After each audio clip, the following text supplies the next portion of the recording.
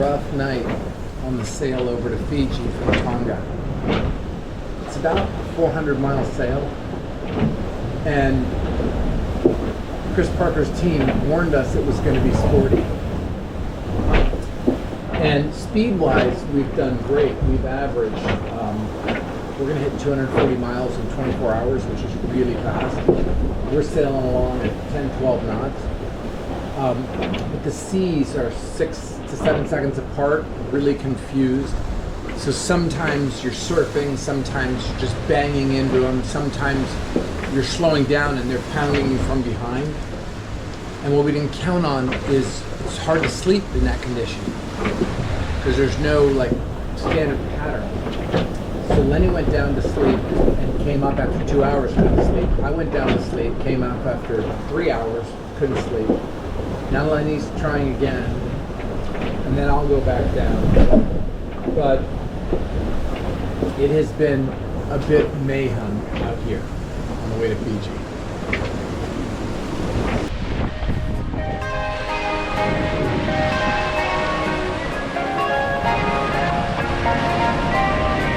Goodbye, stranger. It's been nights. Hope you'll find your light at standing sea.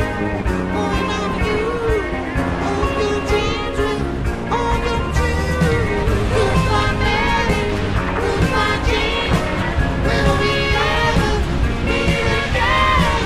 Feel no sorrow, feel no shame. Come tomorrow, feel no pain. It's in the ocean. It's not a feeling. Just give the ocean. Set free. In the ocean. By the way, it's life I'm chosen. Every day. So goodbye, Mary. Goodbye, Jane. Will we ever meet again?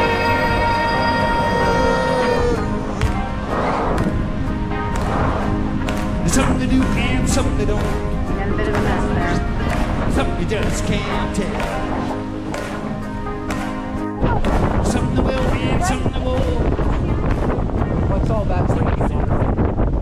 It's the animals, something. I'm telling you, there's something. They're all...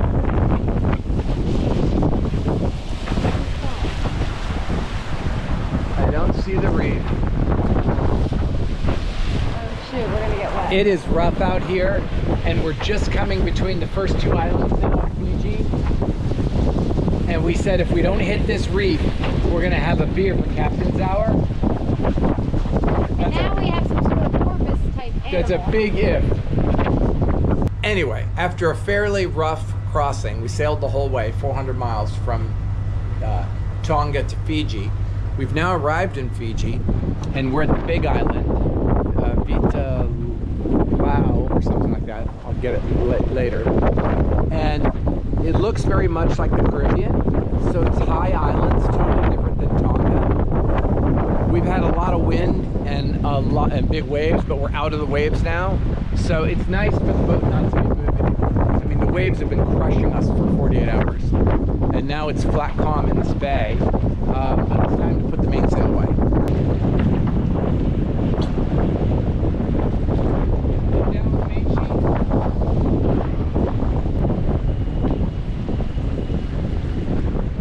Sail comes down with ease after 2 years of practice.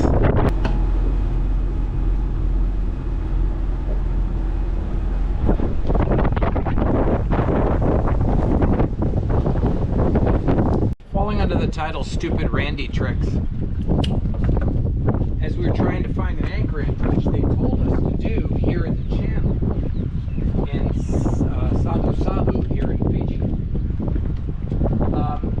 We were about to drop anchor, and I thought it looked too shallow. It said 16 feet. So it turns out it was 16 feet with big coral rocks, and I bumped the rudder on this side into the coral. So I don't know if it damaged the rudder. Everything feels fine, but there could be a slice out of it, and then water could get in, so I'd have to dive in and put epoxy on it. So I'm using my GoPro on a boat hook to go down there and see if I can get a good inspection of it.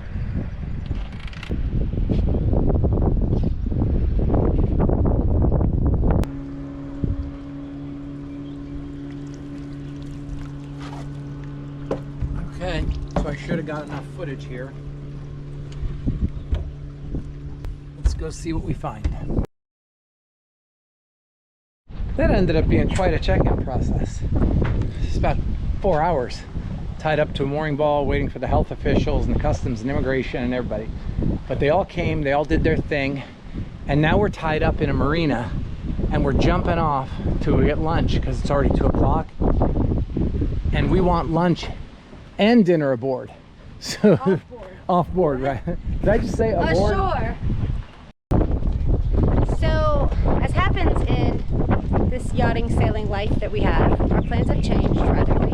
We checked into Fiji yesterday, which is the North Island of Fiji. There's 2 islands of Fiji. We're in the North Island. The check-in location is called Sabu Sabu, and we had an agent who helped us get it all done very smoothly, and the plan was to keep moving and go quickly and we had to sail 150 miles still to the South Island, which is where the main town is and where our marina was, go to Marina and fly out of there.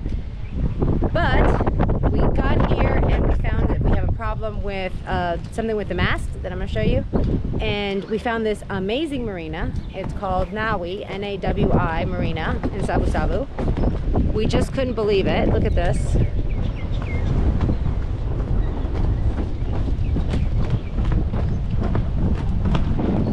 And it's literally one of the best marinas we've ever been to. Like literally one of the best marinas we've ever been to. So many services, such nice people. So we came in here and now we're deciding to leave the boat here. And we're gonna leave it here and still fly out of Venati and come back in October. So here we are working on this mast problem. So what I'm doing now is, so there's a silver pin that holds the forestay, which is the front stay that keeps the mast from falling backwards. That pin on our last rough passage was coming out of the side, and I now have to get it back in and put like a securing bolt on it so it can't. So we caught it, and now we're jacking the mast up. This mast has a jack built into it, and because this is a whole high-performance rig, so most boats don't have this. But I'm actually jacking with this hydraulic jack the mast up about 2 or 3 millimeters, and then I'm going to pull the shim out, and then I'm going to lower the mast about 5 millimeters to take pressure off the forestay so I can pull the pin out. So then when I pull the pin out, I can take it to a fabrication shop and have them do the repair I need, and then put it back together, jack the mast back up, and then we're back in business and ready to sail to New Zealand. So now, with the mast lowered, my forestay is loose, and I should be able to get this pin that's holding this in the boat, hopefully get that out. So as it turns out, after all that work yesterday, lowering the mast and trying to loosen up the forestay so we can get that pin out of the boat, a funny thing happened, and that is that I sent some videos to the riggers in the factory, and they said essentially, Randy, what are you doing? This is super dangerous. You know, you need technical skill and knowledge to do this kind of thing that I was about to do. And they said, when we told you how to do it, we thought you would use a rigger to do it. We didn't think you and Lenny would try to do it yourself.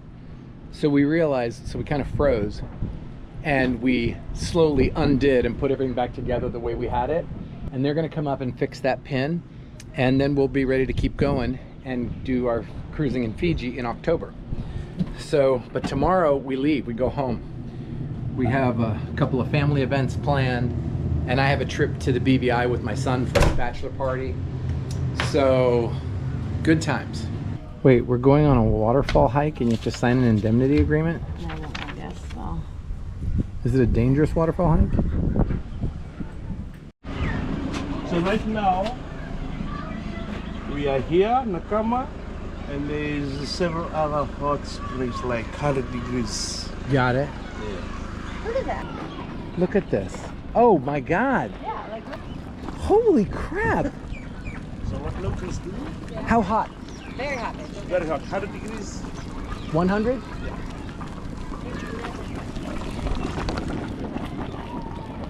Oh yeah, maybe more, maybe 120. It's hot. Lenny just said don't touch it, and I couldn't resist. Stupid man trick. it was hot, I would have screamed. But then she would have said, I told you so. Covering it, just leave it there for an hour. So that's like a slow cooker. Very touchy. Yeah. Sorry. So we're in the, what's the name of this island again? Vanua Levo. That's the island we're on, which is the North Island in Fiji. And it's a little less traveled than the South Island. That's the more touristy area. And our guide today from the Marina is taking us on a waterfall hike and giving us a wealth of information about the country. And this land is amazing. I mean, just amazing. So the dinosaur birthing area is down there, Somewhere right? around there. Yeah, right over there. Okay. Look at this. Ricky, our guide, says this is his favorite spot because it's a lookout and then he knows he's in the right place. Yeah. It's very helpful. It's helpful. Almost no dinosaur. He did mention that there's a lot of mongooses here.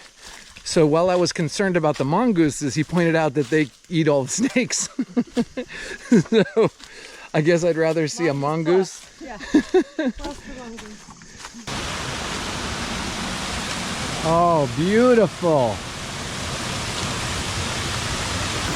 Not one dinosaur, not one snake. Best tour guide ever. Oh, and the water's clear. Come on, man. Come on. Your swim shirt helps. Okay, let me get in front of the waterfall.